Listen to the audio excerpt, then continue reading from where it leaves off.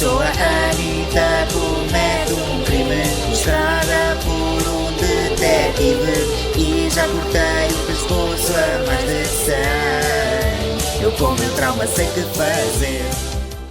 Olá, malta! Como Hello. é que é? Bem-vindos a mais uma semana da Anitta Comete um Crime. Eu sou a Catarina. Os meus fones estragaram-se, os pequeninos. Tenho que voltar ao headset gigante dos headphones. Tá? Mas tendo em conta que eu faço 30 anos para a semana, eu já tenho uma prenda para pedir. Pronto. É verdade. Né? É verdade. E a minha sabedoria de hoje é um poema que eu gosto muito, que eu ouvi em 2023 pela Garota Não. Eu não sei se tu ouviste ou não. Ela ganhou o Globo de Ouro de melhor intérprete. E ela escreveu um poema para o caso ganhasse, e isto foi o discurso dela. Então é assim. Vivemos no tempo dos Budas, das flores de plástico e das cômodas douradas, e rimos muito alto por cima da música alta das planadas. Vivemos o tempo da kombucha, do coaching, das soft skills e da gratidão. Saibamos agradecer aos bancos os juros que nos cobram na habitação. Vivemos o tempo mais corrido de sempre, das metas, dos objetivos, do nem que nos farrape. Não há esforço que não valha a pena, seremos todos Luft-Tap. Vivemos tempo de maioria absoluta, de posse e mando da meritocracia. O mérito mede-se a partir dos dentes, das notas do colégio ou da demagogia. Obrigada por esta oportunidade, um globo de ouro nas mãos de um ser tão falho.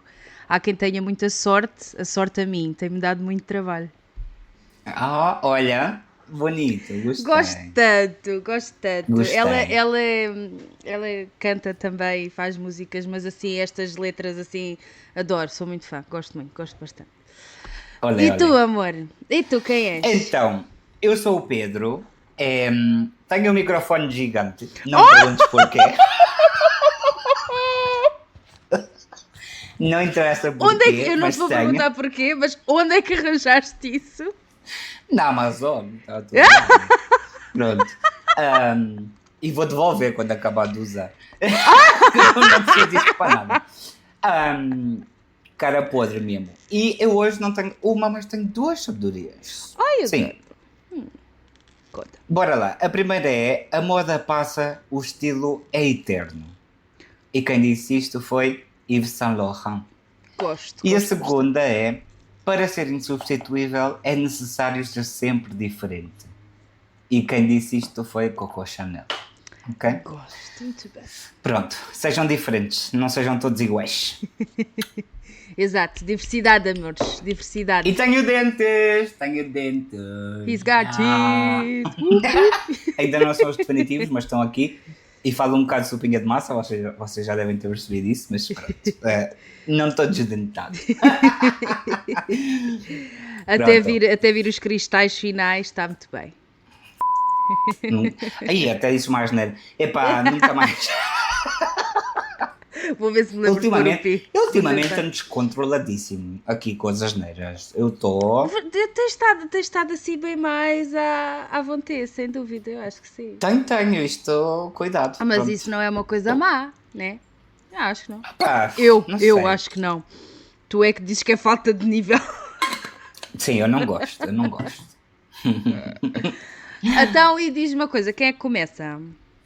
Sou eu, pois. É você. E trago um caso Vai, conta. destes que são históricos. Históricos do país. Nunca o gosto. trouxe porque não, mas eu sabia que ele existia e que ele andava aí. Tá? Pronto. Então, o meu caso chama-se Uma Mulher de Business. Uhum. E pronto. Oh, sorry. E se vocês pensaram no outro dia que o Álvaro Pinheiro era um bocado bizarro para um caso de Espanha, preparem-se porque o caso de hoje é de um nível completamente diferente. Ai, meu Vamos Deus. viajar no tempo e vamos a Barcelona, que já não vamos há algum tempo a Barcelona, isto até está estranho. Por acaso tenho ideia que não, Vamos a Barcelona ao início do século XX. Imaginem uma cidade em ebulição, com as fábricas a deitar fumo, a pobreza a crescer e a tensão social no ar.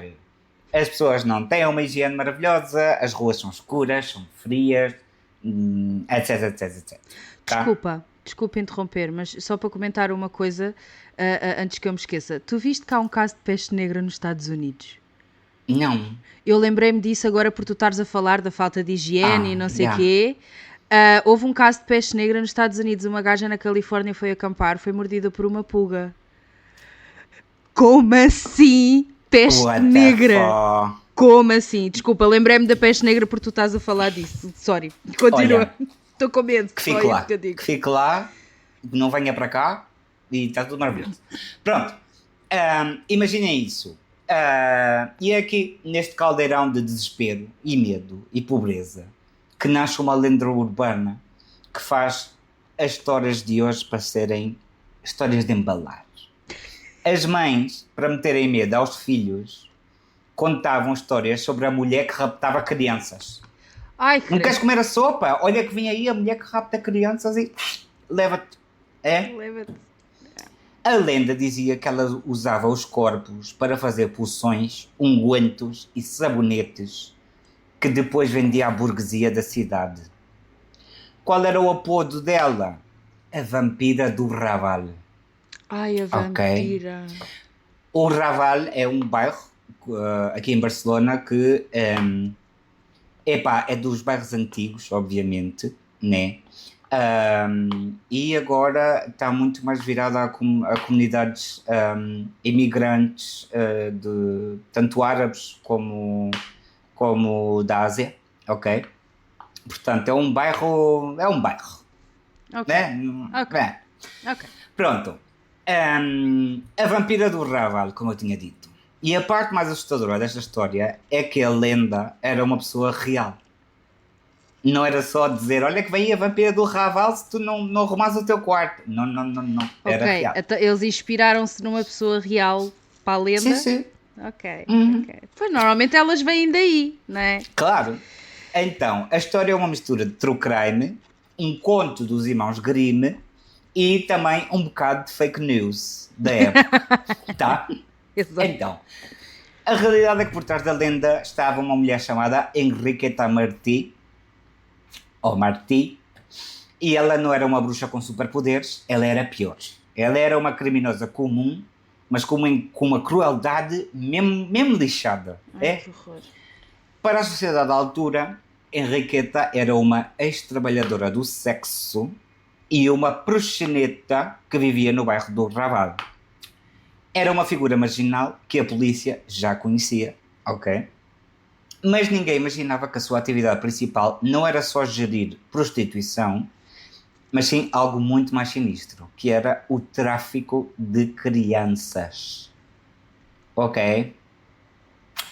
A sua detenção, em 1912, não foi resultado de uma investigação de elite nem nada.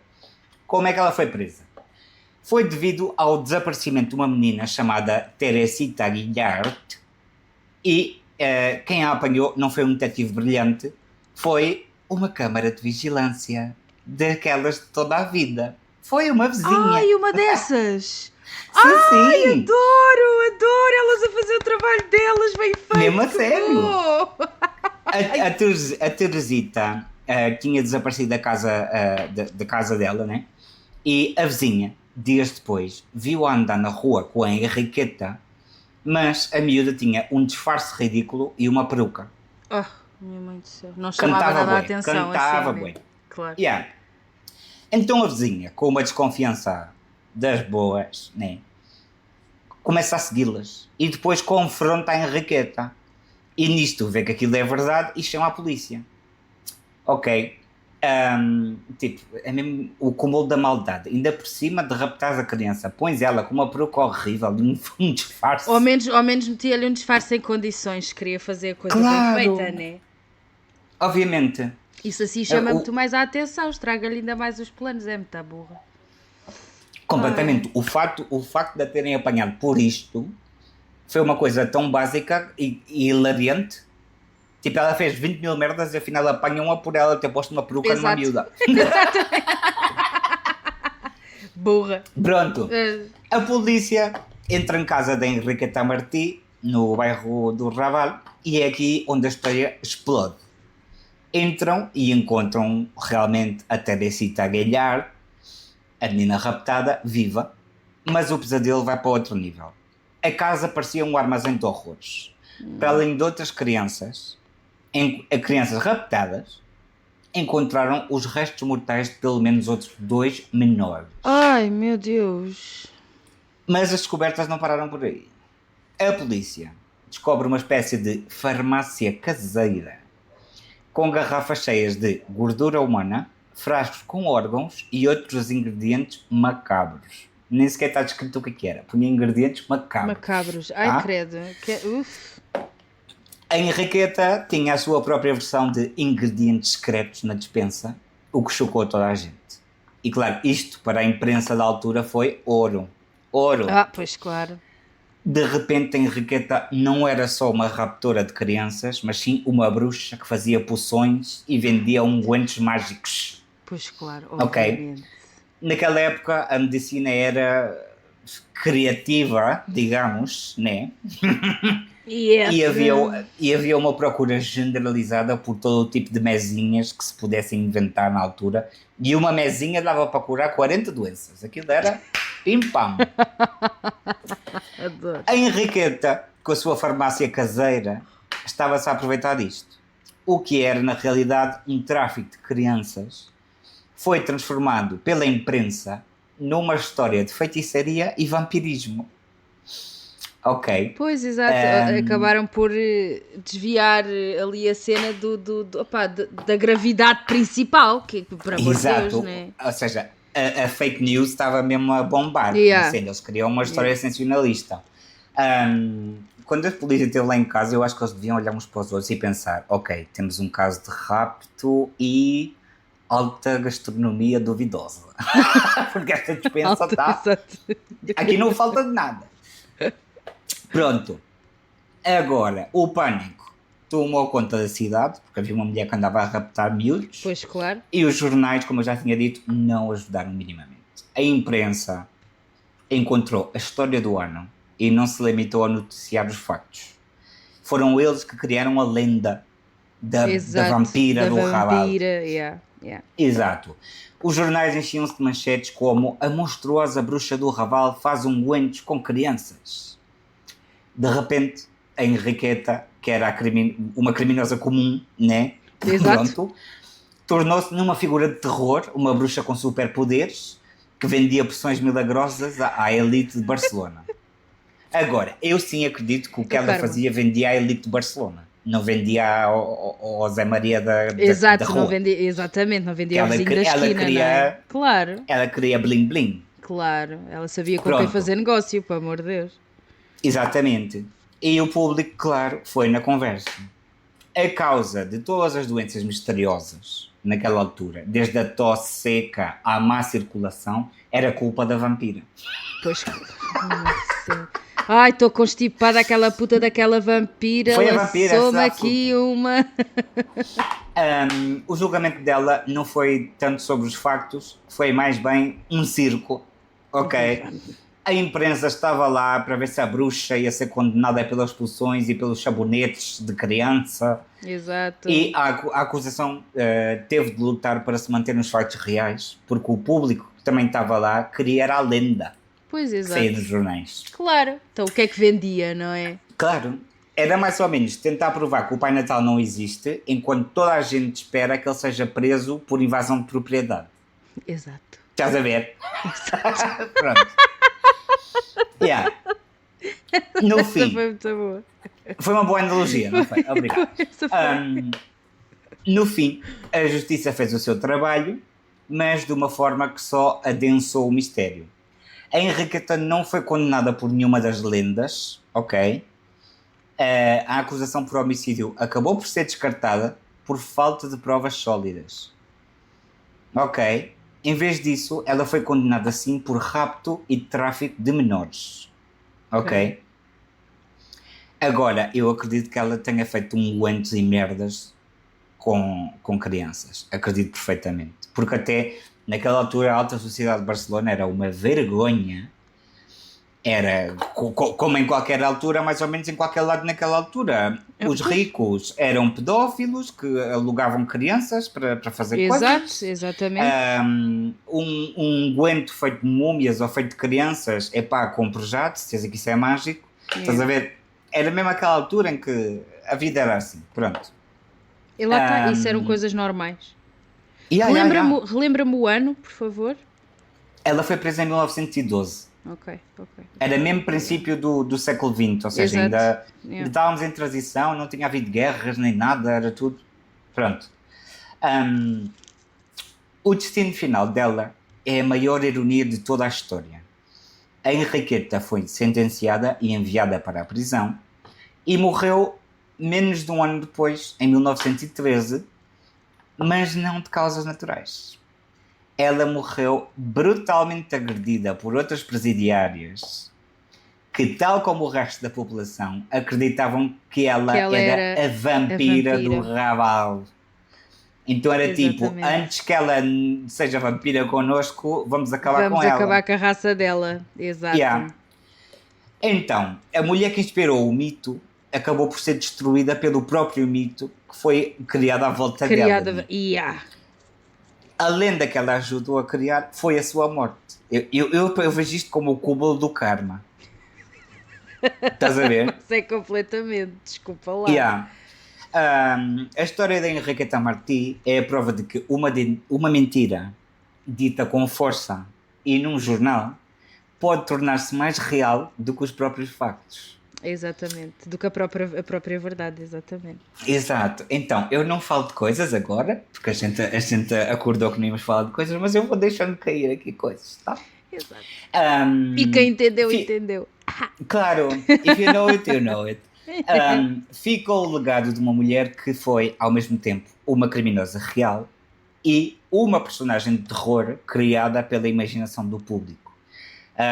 É uma história como o medo e a sede por sensacionalismo podem criar monstros, mesmo quando o verdadeiro monstro está à nossa frente a ser julgado pelos crimes errados. Exatamente. Ok? Porque na realidade ela foi julgada pelo crime que ela cometeu, mas as pessoas queriam que ela fosse julgada por ser uma vampira. Né? Exato, faz todo o sentido, não é? Exato. Mas é o que eu digo, não duvido nada que ela tenha feito um guento sem merdas e tivesse vendido. Ai, não.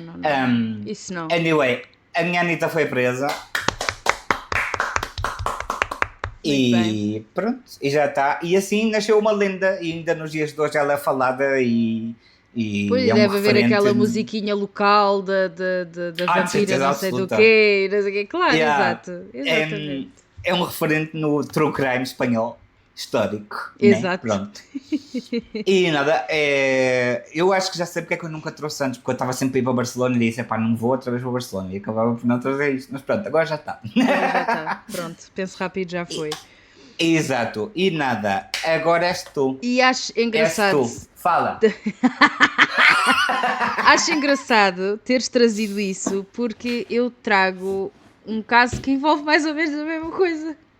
Olha, que é as crianças, infelizmente. Pronto. E o nome do meu caso é Uma Besta Fingida.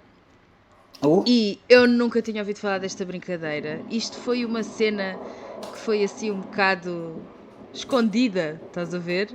Alguma vez ouviste falar da verdade celestial? Não, mas estou interessado. Conta-me tudo.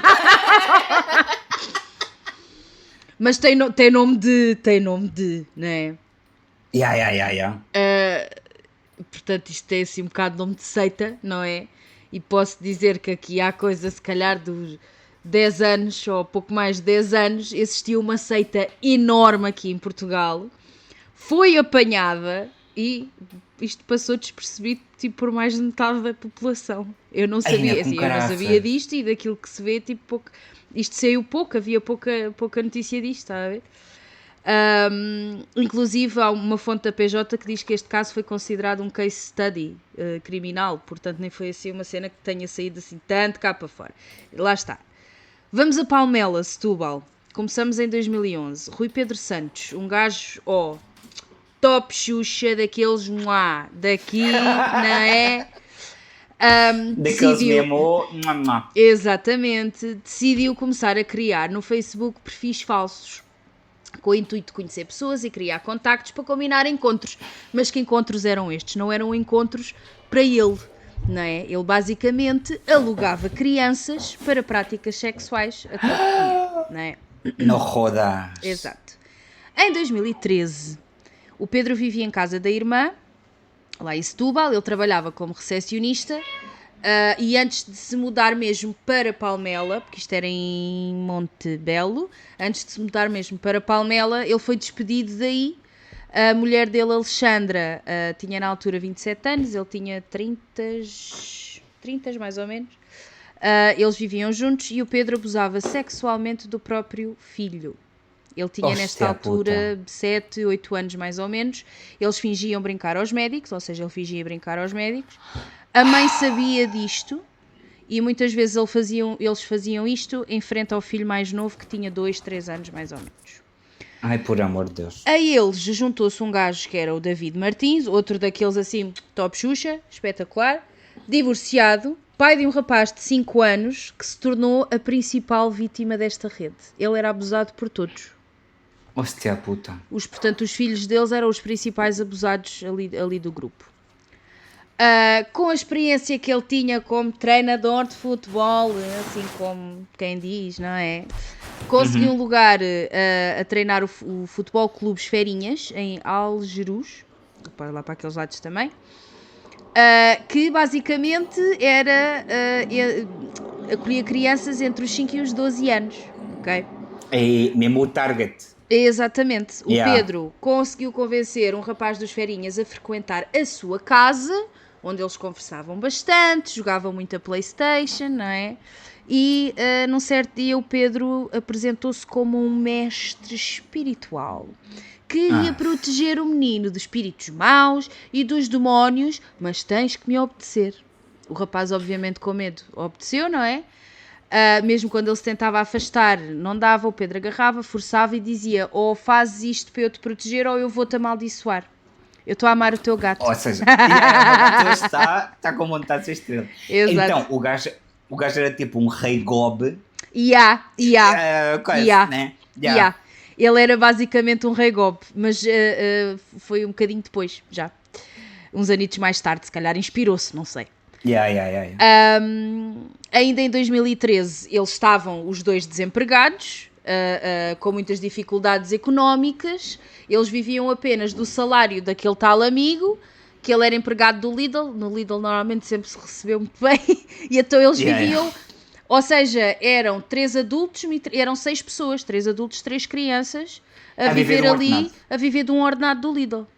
Oh meu Deus. Agora, o Pedro tem um primo que tem uma namorada com uns pais que têm uma quinta, está a ver? É o outro que conhece o outro. Mas pronto, há uma prima, algures, há sempre, que tem uma quinta, que tem lá uma catrefada de anexos que estão vazios, e então a moça convida-os para eles se mudarem lá. Eles mudarem para lá, obviamente com todas as dificuldades eles aceitaram, não é? E vão os 6. Era a herdade de Brejos do Aça. E nisto já estamos em janeiro de 2014. E na quinta, para além de existir vários anexos, existia a casa principal, não é? Aquela mansão de luxo lá dos ricalhaços, e aquilo era tudo rodeado de árvores enormes, ou seja, não se via a casa de lado nenhum, nem da aldeia, nem de lado nenhum. Aquilo estava completamente rodeado. Isso é uma sonho da minha vida. Realmente adorava viver no sítio destes, pronto. Para uma situação destas não é nada vantajoso, claro. mas adorava que sonho viver num sítio desses. Então, mais tarde, ainda nesse ano de 2014, juntou-se noutro anexo lá do lado, mas pronto, juntou-se ali ao grupo, né? Um casal de miúdas de 20 anos, que o Pedro conheceu-as online. As famílias delas não aceitavam a sua homossexualidade, então obviamente com a ajuda do Pedro elas decidiram fugir de casa e pronto, foram atraídas ali para aquilo, não é? Agora, estas miúdas tinham relações sexuais em frente às crianças, que relembro tinham entre os 5 e os 12 anos, não é? E inclusive ensinavam as crianças a usar vibradores e brinquedos e coisas assim. Deus. Exatamente. Há pessoas muito doentes, a sério. Isto é doença, isto tem que ser doença, isto não Tem que pode ser ser, isto não é, doença. isto não pode ser gostos de, não pode, desculpa, não dá. Mais tarde houve um rapazito que se chamava André Marques, de 27 anos, mais uma vítima do Pedro, online, não é? Juntou-se ao grupo por não ser aceito pela família por causa da sua sexualidade. O Rui Pedro foi buscá-lo a Sete Rios e trouxe-o então para a quinta e nessa mesma noite, basicamente entregou-lhe de bandeja o afilhado dos donos da quinta e disse: faz o que quiseres com esta criança, que tinha tipo 11, 12 anos. O menor conseguiu fugir dali. Daquilo que eu li, acho que ele nunca contou nada a ninguém, ele simplesmente nunca mais voltou ali à quinta dos padrinhos, né? Yeah. Temos aqui ao todo 8 adultos já que estão a contribuir para esta coisa toda que o Pedro tem superpoderes, porque toda a gente aqui acreditava que o Pedro tinha superpoderes e o Pedro ia salvar toda a gente. Yeah. Então, basicamente, aquilo que ele fazia era o primeiro contacto com as crianças, para além de ser através do campo de futebol onde ele dava treinos, ele fazia-se passar muitas vezes como psicólogo. Então, a mulher dele andava tipo nos cafés e não sei o que, assim, a fazer publicidade boca a boca, que ele dava consultas de psicologia, a primeira consulta, as 2 primeiras consultas eram grátis e a partir daí eram 5 euros a consulta.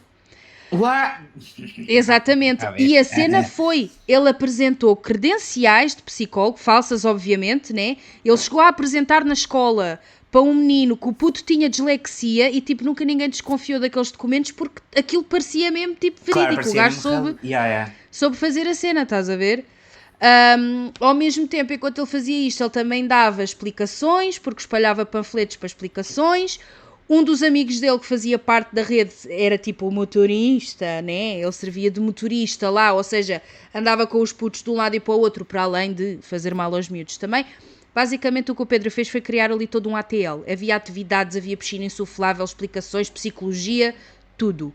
Então, os próprios pais, para teres noção, às vezes eram convidados para certas festas e sessões de karaoke, coisas assim, tipo, eles acredito que não desconfiassem de grande coisa. Yeah. Ele inclusive fotografava os miúdos, ou seja, tipo lá no meio das festas, ele tipo chegava-se ao pé dos miúdos e tocava neles, acariciava e não sei o quê, e tiravam fotos e tudo. E isto tudo de maneira a camuflar o esquema dele, porque ele era também testemunha de Jeová. Tinha tudo. Ou seja, exato, como ele tinha... Sem ofensa a ninguém, mas tinha tudo. Exato, então checkmark em tudo. Ele criou ali aquela seita religiosa do tipo, olha, eu sou testemunha de Jeová, a partir de agora o nosso grupo chama-se Verdade Celestial e temos aqui um conjunto de regras que temos que seguir. Obviamente há categorias hierárquicas, não é? Portanto, eu sou o mestre, isto é uma hierarquia, é uma secta. eu é que mando. Finalmente posso dizer, e é sério, é uma secta. É uma secta. Aqui é uma seita, completamente. Finalmente. Eu sou o mestre e eu respondo a um mestre acima de mim, que é um mestre espanhol que se chama Paulo. Isto era o que eu dizia, né? Uhum. De forma a sustentar a sua própria mentira, ele chegou a ir para o Facebook criar perfis falsos, supostamente de outros membros desta comunidade que ele inventou, mas que ele vende a toda a gente que é uma cena internacional, não é? E foi criar esses perfis falsos a fingir que são pessoas que lhe dão também total obediência e que o veem como mestre. E quem fugir às regras deste mestre vai ser espancado e vai ser, pronto, acabou, estás acabada, com H no fim, se fizeres, se não me obedeceres, basicamente. Mas, no entanto, não é? Estamos aqui a todos felizes e maravilhosos, não é? É do tipo, estamos aqui todos felizes, eu quero uma comunidade feliz que se dá muito bem, mas se me desobedeces eu vou... Comem todas as séries. Exatamente. Portanto, lá está, é aquela coisa de, ele diz às crianças, vocês são aqui nesta comunidade estamos todos abençoados por um Deus, que sou eu que represento esse Deus, portanto eu estou aqui para vos tirar os espíritos maus e... Ai, olha, toda a cena que já estamos a perceber de uma porcaria de uma seita, não é? E lá está, ninguém podia abrir a boca, nem adultos. Os adultos eram ameaçados também. E depois lá está, havia fotos, havia vídeos daquelas sessões coisas que faziam, então havia ameaças, ninguém podia abrir a boca para dizer absolutamente nada.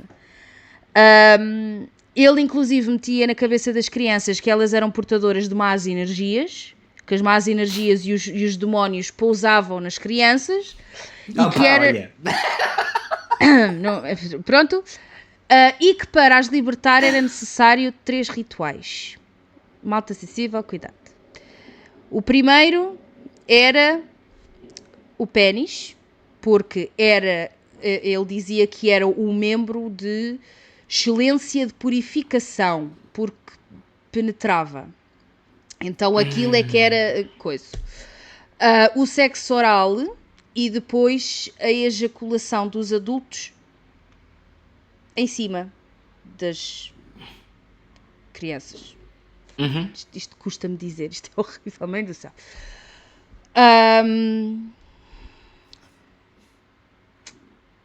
Sorry. Eu odiei dizer isto. Porquê que é sempre tudo tão sexual quando tem a ver com seitas? Eu não sempre, entendo. Sempre.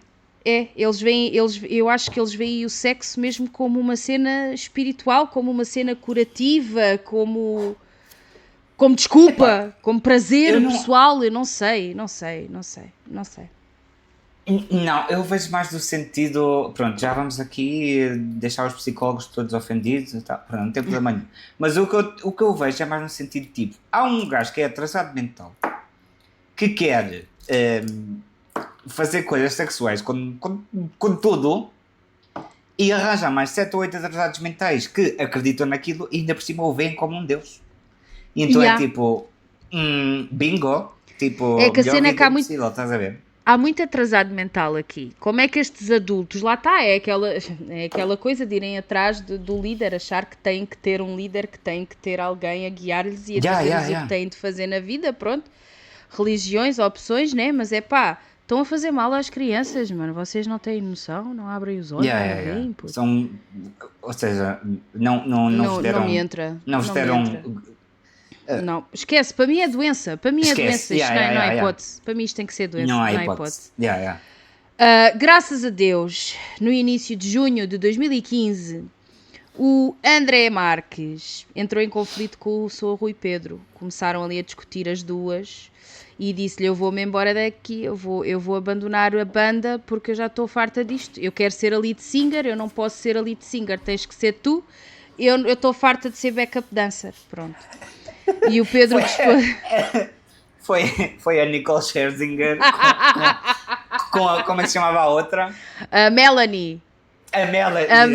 Melody. Exato, foi. Exato. Estou a ver isso assim que tu contaste, eu estava a ver as duas ali. Exatamente, portanto a Melody virou-se e disse: estou farta desta brincadeira. E o Pedro disse: obviamente, sais daqui, vou-te matar. Inclusive virou-se e disse: existem elementos da PSP e da GNR nesta organização. Esta organização tem dimensões internacionais, portanto eu nunca vou permitir que tu saias daqui. Então ele pega no André, pega na Melody, despe-a e com ramos de árvores começa a vergar nas costas. Castigou-o completamente por ele querer sair. Entretanto, a dia 8 de junho, a Melody conseguiu fugir, graças a Deus, da quinta. Adorei que ela trocou os nomes diretamente. Cheia de medo, obviamente, mas foi até à PJ de Setúbal, que inicialmente não acreditou naquilo que ele estava para ali a falar. Apesar de não acreditarem, como a história envolvia crianças, eles ficaram naquela, que chatice, tem que ir trabalhar, vamos lá ver. Em 2 semanas, a PJ conseguiu reunir vários peritos e obter os mandatos de busca e de detenção todos, para o próprio mês de junho ainda, graças a Deus. Portanto, numa certa madrugada de 25 de junho, foram realizar as buscas e as detenções. Foram levados 8 acusados por abuso sexual de crianças. Nas buscas foram encontrados computadores com dezenas de ficheiros e imagens e vídeos de imagens pornográficas que expunham menores, algumas ainda crianças de colo. Foram também recolhidos vestígios de sêmen, papéis com regras e todas as provas que iam dar razão ao André, à Melody, que foi testemunhar, né? Os sinais até lá na estrada eram completamente invisíveis, não havia sinais em lado nenhum, portanto a PJ teve que tipo ir por caminhos de terra e conseguiu perceber por onde é que era, porque havia lá algumas árvores que tinham o nome de Javé, Javeh, e um crucifixo, e tinham tipo algumas cadeiras à volta, então era tipo, parecia mesmo que faziam ali cerimónias, e foi por essas árvores que eles foram encontrando o caminho da casa, vê bem. Uau! Perdão, dentro de alguns anexos, colchões espalhados por todo o lado, lá está, os documentos com as regras, essas coisas todas. Nos interrogatórios, o Pedro não cooperou pouco mais ou menos, ou seja, ele foi apanhado literalmente com a boca na botija, tem ali as provas todas contra ele, mas ele não cooperou, ele está-se a contradizer, ele está tipo a esconder cenas. A polícia insiste, ele confessa que abusou as crianças, mas que foi em frente aos pais, portanto os pais permitiram. Tipo que é desculpa. Ai, Ok. ai meu Deus. Ai, meu Deus. Nisto, no meio disto tudo, pronto, acabou por admitir que abusava dos próprios filhos, admitiu inclusive que já tinha deixado um pedófilo registado ir à casa dele, acariciar o próprio filho a troco de dinheiro. Ele filmou isto, ok? No computador dele, privado, foram encontradas inúmeras imagens e filmes dele próprio com os filhos, que era para depois partilhar com outros pedófilos e ir vender online. Oh, meu Deus. O Pedro, graças a Deus, foi condenado a 23 anos de prisão. Bem. Foi culpado por ter abusado de 8 menores, inclusive o próprio filho, entre 2011 e 2015. Nós temos aqui no total 8 arguidos. Portanto, a Melody foi condenada a 19 anos, um Bruno que foi condenado a 8 anos e 4 meses, Nádia Campos 7 anos e 8 meses, David Martins 7 anos e 5 meses, Cláudio Sousa 7 anos, para além de terem de pagar indemnizações de 30 mil euros e 10 mil euros às vítimas. 2 das 3 mulheres que foram acusadas, que foi aquele casal de miúdas de 20 anos, elas foram aliciadas para aquilo, mas elas participaram bastante ali na cena, não tiveram 2 dedos de testa na situação, mas foram vistas como vítimas, elas foram completamente absolvidas disto. Apesar de meterem as crianças a brincarem com vibradores. Aqui só uma side note. Quando ele se fechava na sala com os putos a dar as consultas de psicologia, ele metia uma folha A4 na porta a dizer não interromper, processo espiritual a decorrer. E eu tenho uma imagem desta, ele escrevia à mão numa folha A4 pautada, e eu tenho uma fotografia para depois, a gente põe lá no Instagram para vocês verem. Obviamente nunca ninguém abriu a porta porque toda a gente tinha medo do mestre, não é? Exatamente. Toda a gente tinha muito medo do mestre, porque a mestra era a Nicole. A Nicole era a boss, né? Ela era a boss daquilo. Ainda foi inventar que aquilo tinha para lá GNR e coisas lá dentro, e que aquilo era uma coisa internacional, e este grupo de burros acreditaram Acreditaram, claro. E olha, é vergonhoso. É bastante vergonhoso, acho eu. É bastante, sim. Mas estou muito feliz porque as minhas Anitas foram presas. Yay! Portanto, temos 2 Anitas presas hoje. Yay! Verdade. Mas isto saiu pouquíssimo das... redondo. Tu já viste bem, e atenção, eu não meti aqui metade das coisas, e já meti aqui pormenores que me custou falar, mas eu apaguei muita coisa daqui, porque... e eu não sei como é que isto não foi uma cena tipo gigante. Opa, se calhar foi, eu não me lembro, está a ver? Mas não me soa para nada, é? Não me soa a nada. E mesmo daquilo que eu li, a maior parte dos sites, pronto, de notícias, onde eu costumo ir pesquisar, dizem que isto foi uma coisa que teve muito, muito pouco coisa mediático na altura, e faz-me confusão, porque isto é uma coisa chocante, e isto é... Pá, isto não cabe na cabeça de ninguém, não sei. É pá, já. Não. Olha, faz-me pensar se não havia realmente lá GNRs e coisas assim que andassem lá metidos e a comprar merdas. Olha, uma coisa é segura, merda há em todo lado. Em todo lado. Não falha. É em todo lado. Mãe do céu. Enfim, pronto, malta. E é isto. Acho que por esta semana estamos despachadinhos. Estamos. Estás aqui. Estamos. Eu só vou dar um recadinho aqui pela Catarina. Amiga, amigo, amiga. Se tu és novo por aqui, olá. Bem-vindo. Ok. E para os que já estão, e para os novos, se tu gostas do podcast, se gostaste do que ouviste, se nos ouves normalmente, manda aí um comentário no Spotify, manda umas 5 estrelas no Spotify, dá um follow, põe o sininho. Parecendo que não, isso ajuda bué o podcast a crescer dentro da comunidade de True Crime, etc. Ok? E ajuda-nos bué a crescer no Spotify em geral e como pessoas também, tá? Yes. Então, se puderes fazer isso, dá um follow lá no Instagram, interatua, coisas assim, ok?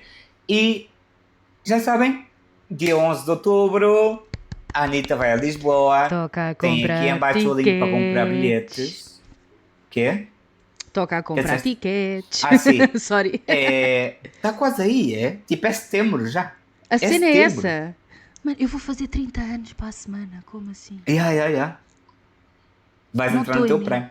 Não estou em mim. Eu não Pronto. estou em mim, mas vou entrar no meu Prime. Pronto. Vou acreditar. Já naquilo. está. Vai estar maravilhosa. E nada, é isso. A gente tem muita vontade de vos ver em outubro, ok? De vos conhecer. E se vocês, se a vontade é mútua, venham. Yeah. Bora, Tá bora. bom. Bora. É isso. E nada. E até para a semana. E besitos. Exato. Bye Beijos, bye. até lá, pá. Tchau.